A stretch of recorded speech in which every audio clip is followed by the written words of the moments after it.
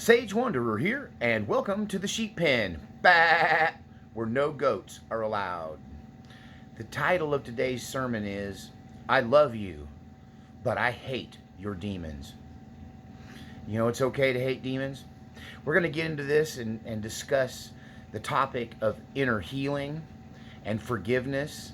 This is the final video in our series on addiction, where we talk about not just overcoming addiction, but healing childhood and early life trauma so that you can once and for all be done with addictive behaviors and the things that are holding you back through the process of inner healing.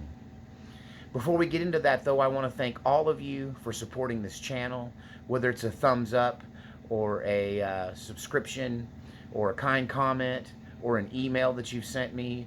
And most especially, I want to thank all of you who support this channel financially. This channel is financed exclusively by viewers like you. It's you that keep this channel up and going and the videos coming. So if you enjoy this channel, if you learn something here, if you get something from these videos, please consider being a donor and making a donation through the links in the description below to Cash App and PayPal and my post office box. So one of the things that I think is greatly underemphasized in overcoming addictions is the concept of inner healing. Most people are focused, most programs are focused on the detox process. And there is some inner healing in some programs, but I think overall it's underemphasized. I think that Christians are the worst in recognizing how to heal from inner trauma and early childhood abuse and things like that that scar us and leave us injured for life. And the general approach, which I think is not a very good approach by Christian and non-Christian programs alike, it reminds me of the Nancy Reagan campaign back in the 80s. You know, I was a young kid kind of embracing drug, sex, and rock and roll back in the day. And we used to laugh at Nancy Reagan's slogan, just say no. But that tends to be the theme, the Christian theme and the non-Christian theme when it comes to addiction is just stop being addicted. And so a lot of the focus is on how to go one day at a time and not drink or not use drugs today. And I think that that's a recipe for becoming what they call a white knuckle addict, where you're just not doing the behavior, but the desire for the behavior is still there. The urges are still there. The struggle is still there. You're just overcoming it with the power of your own will. The problem is, over time, your will weaken. Over time, it becomes harder and harder to just say no until one day you say yes. And I think that once you get past the initial detox phase of addiction recovery, I think that your focus should then shift to how did I get here? What's the root of my problem? And why was I addicted to begin with? And until you deal with childhood trauma, till you deal with the reason behind your addiction, you will always just be an addict who is not currently using, a drunk who is not currently drinking, a sex addict who is not currently whoring, right? And so I think there's a genuine need within the recovery community to recognize the role of childhood trauma. And recovering from addiction and healing from childhood trauma is also very much related to the concept of forgiveness. It's forgiving yourself, it's forgiving others, and it is a part of the 12-step program, but I feel like this video is kind of about where the 12-step program ends and where you pick up this next level of total healing.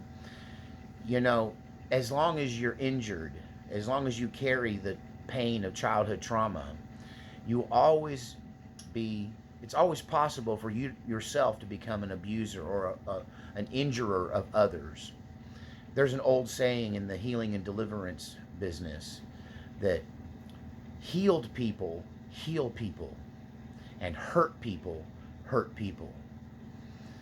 You know, you can have the most loyal, loving companion animal, dog, cat, but particularly I'm a dog guy, so I'm going to talk about dogs.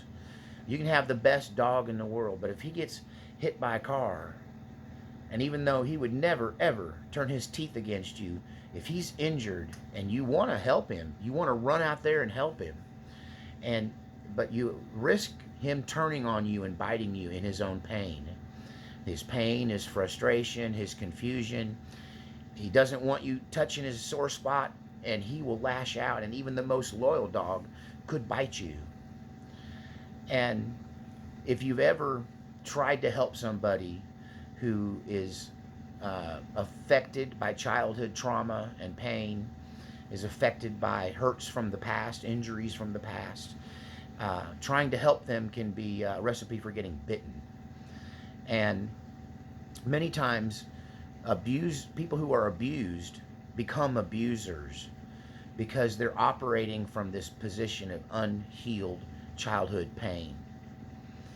And the pathway through this is, it kind of starts, you got to get through the detox portion first, right? You kind of got to get free of the things that you have done to yourself to cope with the pain, the self-medication, the patterned ways of thinking, the solutions that you come up with on your own to overcome this traumatic past event.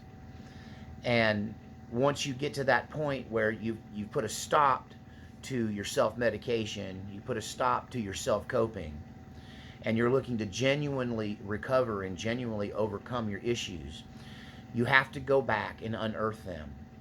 There's an old saying that time heals all wounds. There's some truth in that, but ultimately it's really untrue in many circumstances. For instance, if you get shot and there is a bullet in you, no time is going to heal that. You're going to become infected and septic over time, and you will die slowly. You have to get the bullet out.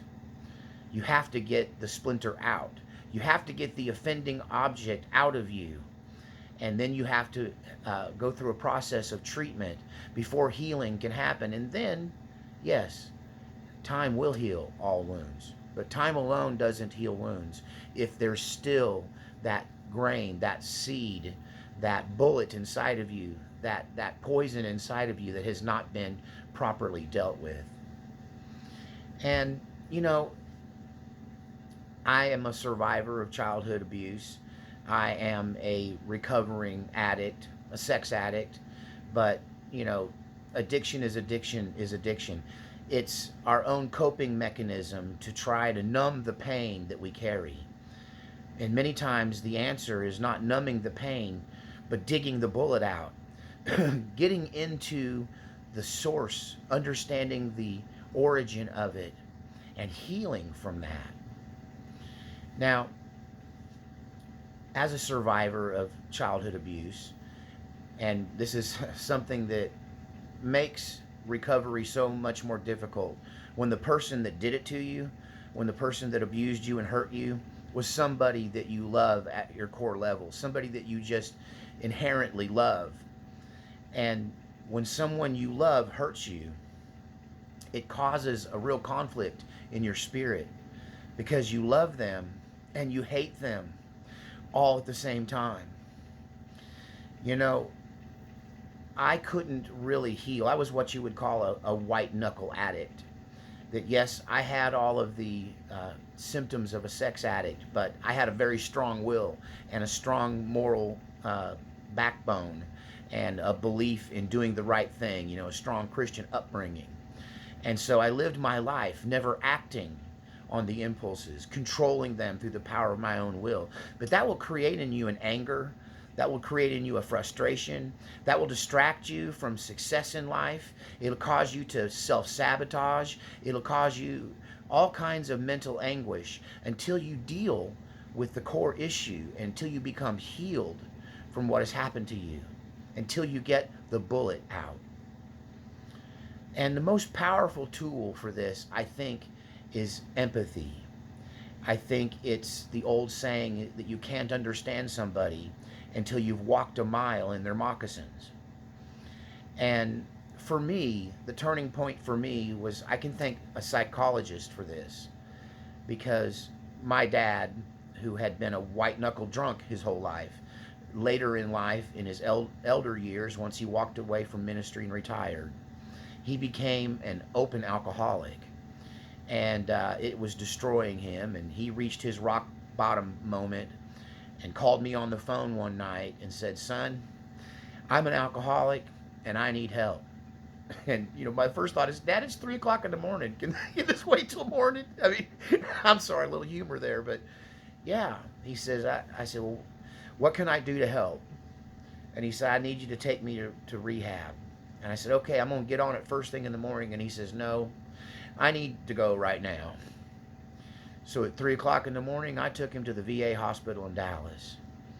And of course, they did the first step was helping him through the DTs, helping him through the detox. There's medications they can use to help you get past that to where you can get through the withdrawal symptoms, at least the initial phase. And then they put him into psychological therapy.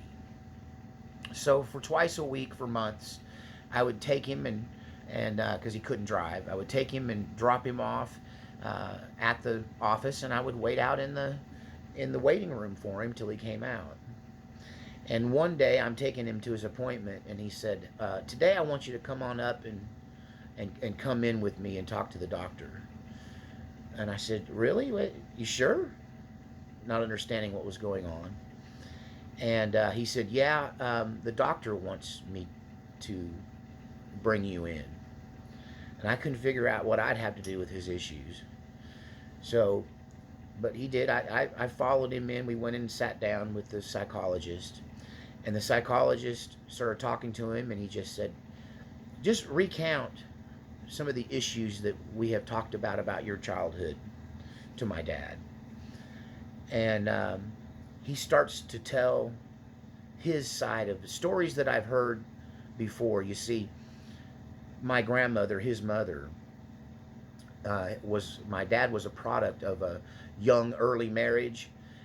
The man walked away from her, disappeared, and abandoned her. You might have heard the story if you're a long-time viewer of the channel. She walked across the state of Oklahoma with a baby on her hip and no place to go, and trying to get to family in Arkansas during the Great Depression.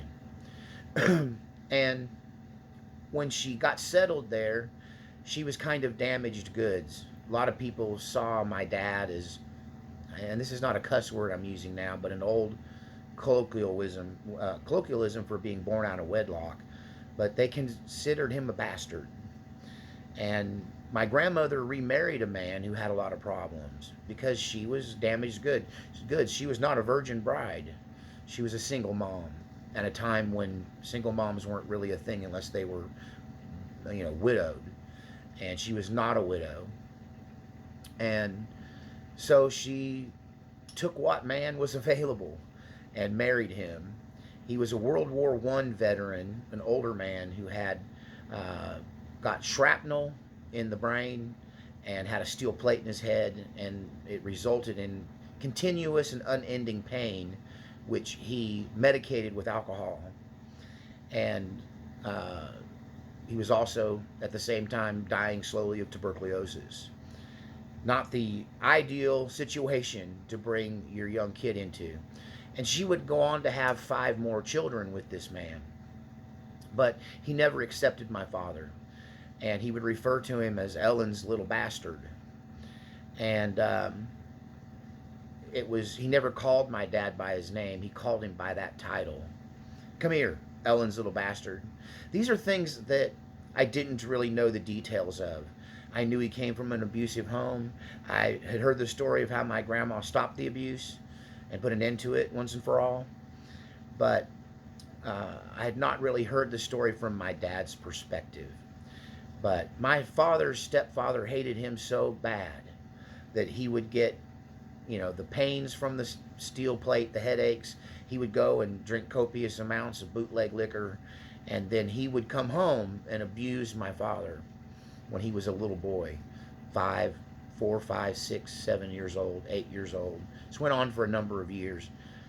He would come home calling his name. Come here, boy. It's time to end this thing. And the man was bitter because the boy represented the fact that he didn't have a virgin bride, and this woman he'd married had a past. And so he focused his hatred not on her and the situation or fate or the man that left her behind or any of that. He focused his agitation towards the young boy. And he would go and get a chopping axe and chase him around. Not just that, he would hunt him in the woods. It got to where when they heard him riding up on horseback, before cars, when they heard him riding up to the homestead, knowing he'd been out all night drinking, my grandmother would wake my father up as a small child and tell him, go hide in the woods, son, go hide in the woods. Your dad's home, go hide in the woods. And this man would hunt him in the woods with an axe. I'm sitting in the doctor's office listening to, for the very first time, my elderly father. And just give you some insight here, I'm about late 30s, early 40s. I'm late 30s when this is going on, when this story is being told to me in this doctor's office. And Dad never looked at me. He just he told the story of being hunted night after night, avoiding this man at all costs, especially when he'd been drinking. And if you're a fan of the channel, you know how my grandmother put an end to it with an old hillbilly technique, which I don't recommend. You get in a lot of trouble for it, but it worked for the time. One night, she decided that this was going to be the end of her hunting her boy and him having to sleep in the woods all night while this man hunted him. When morning came and the man was wore out and he went to bed, she rolled the sheet over him, got out her sewing kit, and did a double lock stitch on this sheet and sewed him up in this sheet like a burrito, like a straitjacket. And then when he woke up, she was standing over him with a broomstick. And she beat him nearly to death with this broomstick. And then she held a knife to his throat and she said, if you ever lay hands on my son again, if you ever hurt him or any other kid in this house, if you don't stop this behavior right now, I will end your life. And that put an end to it. As much as he wanted to vent on that child and take out all of his pain and suffering on him, he stopped. But to see the old Marine, my dad, who seemed so tough, who seemed so strong, who seemed so untouchable, in tears, reliving being hunted as a child, it released an empathy in me. I instantly forgave him for everything he'd ever done to me. I actually thanked my lucky stars that he knew Jesus, or I might have had the same kind of childhood. It was bad enough as it was. And in that moment, and luckily I came to that armed with some spiritual knowledge already. A saying, which is the title of this video.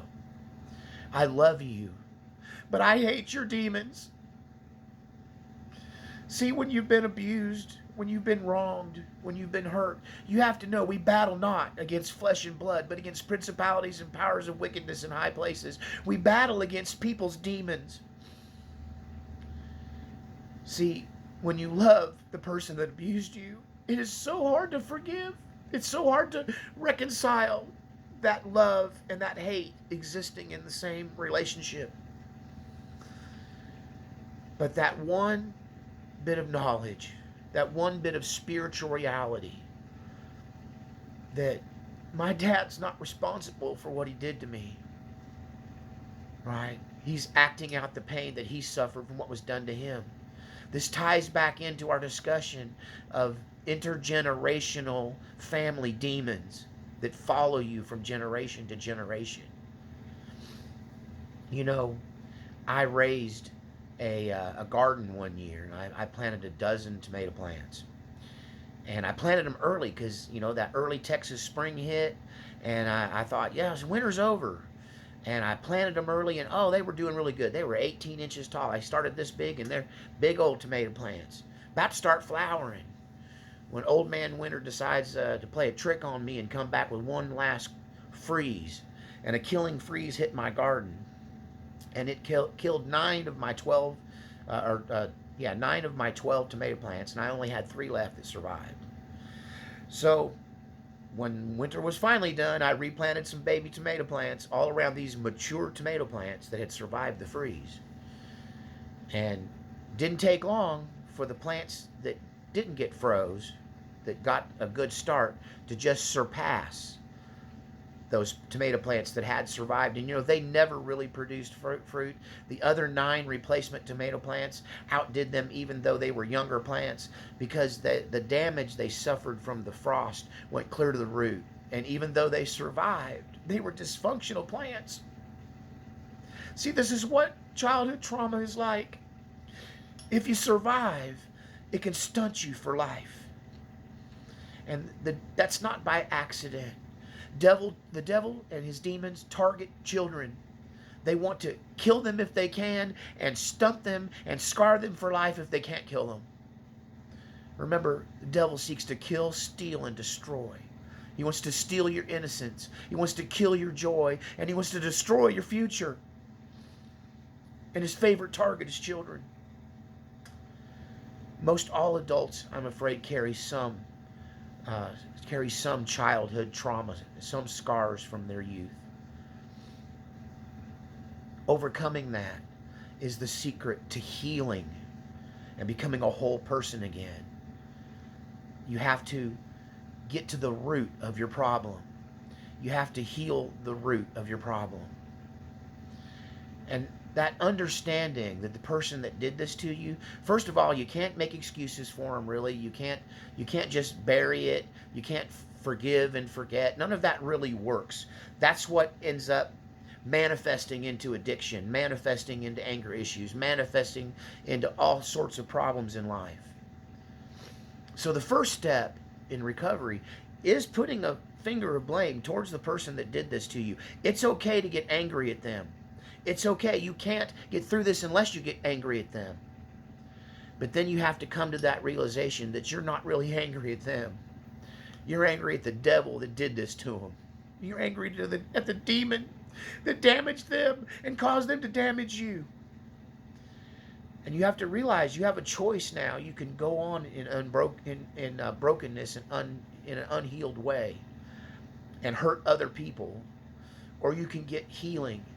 You can become healed, and you can help to heal other people. You can become a positive force in this world. And that one piece of information, that one tool where you can look at somebody who's done you so wrong, that you have these conflicted feelings over of love and hate, and recognize that, Dad, I love you. I have empathy for that little boy getting chased through the Arkansas woods with an axe, being hated on by the person that he looked to protect him. I can have empathy for him.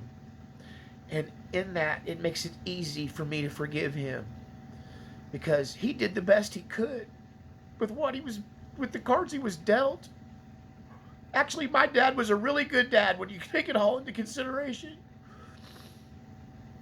I loved him, but I hated his demons. And even if the person that abused you is still an abuser, is still unhealed, is still full of devils, you can separate the person from the demonic damage that's been done to them, and say to yourself and to them and to God that I love you, even though I hate your demons. And then you can become a crusader against these demons. You can see them in yourself. You can get angry at the demons that have attacked you, that have been carried on from the last generation. That this dark and hateful and hurt cloud that has covered you your whole life can be blown away. And you can have blue skies. You can have happiness. You can be healed. You can become a healer. But you do have to forgive. First of all, you got to put blame where blame is due. Then you got to forgive them, because it's not them, it's their demons. And then you can enter into the process of healing yourself and becoming a whole person.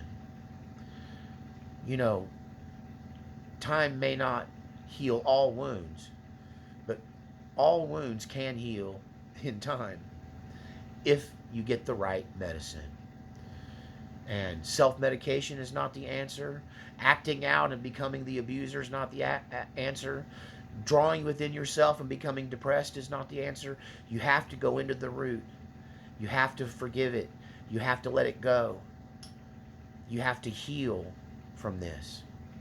Now, there's some resources out there that do focus on healing, and one of them is a thing called Elijah House. Now, I can't necessarily just give a blanket recommendation to Elijah House. I like the concept and the ideas and the literature, but it's only as good as the person teaching the class. And I've seen this thing go south. I've seen the devil get into an Elijah House class and use it to gather information on people and hurt them. So I wish I could give them. I appreciate the program and I believe in the process that they present. I just don't know that it's always executed in the best way. So, buyer beware on that. But I think ultimately you're capable of healing if you understand the process of healing, if you go about it the right way. You can't take a bullet wound with a bullet inside of you and stitch it closed and put a Band-Aid on it, right? You're going to rot from the inside out. You have to do the difficult thing of opening the wound, crying it out, going in and finding that root and removing that root of bitterness from your soul, removing that root of hatred from your heart.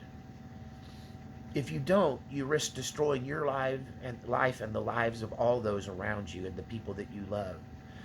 You run the risk of becoming the very thing you hate. Ultimately, the devil seeks to steal, kill, and destroy. That's why I hate demons. I hate demons. Me and the demons agree. I hate them and they hate me. But one of the main keys to healing is identifying where your brokenness comes from. Coming to terms with who did this to you. Understanding that they had their own brokenness and their own demons that caused them to treat you this way. And then forgiving them. That is the beginning of the healing process. After that, mainly it just takes time. I hope that you have learned from, appreciated, and grown from this series. I hope this series on addiction and recovery has been enlightening to you. I hope it served you well. If you got something from it, please consider becoming a supporter of the channel through the links in the description below. And I'm going to leave you with this powerful prayer. Lord, every one of us in our own way has scars. Every one of us in our own way is recovering from something painful. Lord, send the balm of Gilead to heal our souls, Lord. But more than that, Lord, send the Holy Spirit to reveal to us the root of our bitterness, to reveal to us the core nature of our pain. And then, Lord, let us see that forgiveness is the pathway to healing. Forgiving others, forgiving ourselves, and putting the blame where the blame is due. Giving the devil his due. He is the cause of all suffering. Lord, help us to see that. Lord, send ministering angels to everyone who's within the sound of this recording, Lord. Send ministering angels to their heart. Seal up this brokenness, Lord. Remove the bitter root of pain and bring about healing in their lives, Lord God. Bless us all. Pour out your blessings upon my viewers, Lord. Every person who is supporting this channel, Lord, I pray that you pour out blessings upon them. Blessings of health, happiness, healing, great relationships, prosperity, growth, and most of all, the love of Christ. Bless us and teach us to love one another. In Jesus' name, amen. We'll see you next time on the Sheep Pen.